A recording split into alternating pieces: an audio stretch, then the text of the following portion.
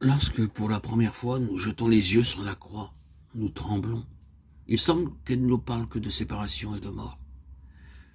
Mais à mesure que nous marchons avec Christ, qu'il s'établit une communion plus intime entre lui et nous, la croix s'illumine de la lumière d'en haut.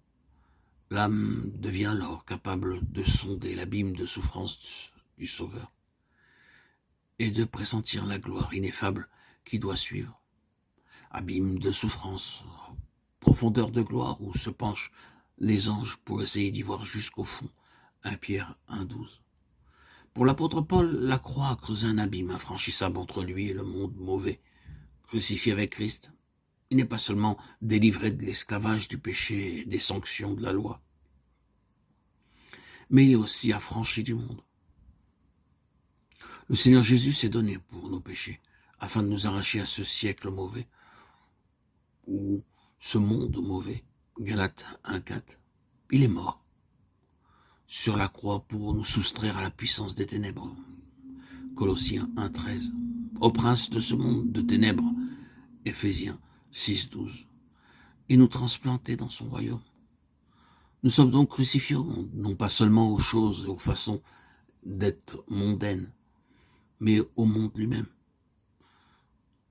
Puisque nous sommes cloués avec Jésus sur la croix, nous devons nous attendre à être traités par le monde de la même façon que notre Sauveur le fut. Et d'autre part, nous devons avoir à l'égard des hommes des sentiments de miséricorde et de pardon identiques aux siens, et prier comme lui pour nos ennemis et nos bourreaux. Percevons la croix pour y voir tous les éléments qui composent ce monde mauvais, comme le Seigneur les vit lui-même. Et pour comprendre ce qui nous attend si nous sommes unis à lui pour souffrir, mais aussi pour régner. Regardons à nouveau vers la croix chaque fois qu'il nous en est donné l'occasion. Quand ils l'eurent crucifié, les soldats prirent ses habits et tirèrent au sort sa robe. Jean 19, 23, 24. Au pied de la croix, 4 soldats jettent le sort sur la robe du Christ, insensibles, indifférents aux souffrances de la victime, et ne songent qu'à un gain personnel. Image réaliste et douloureuse de l'égoïsme naturel de l'homme. Hélas. Ces soldats représentent des multitudes. Aujourd'hui, c'est le grand nombre qui prend la devise « Mangeons et buvons, car demain nous mourrons ».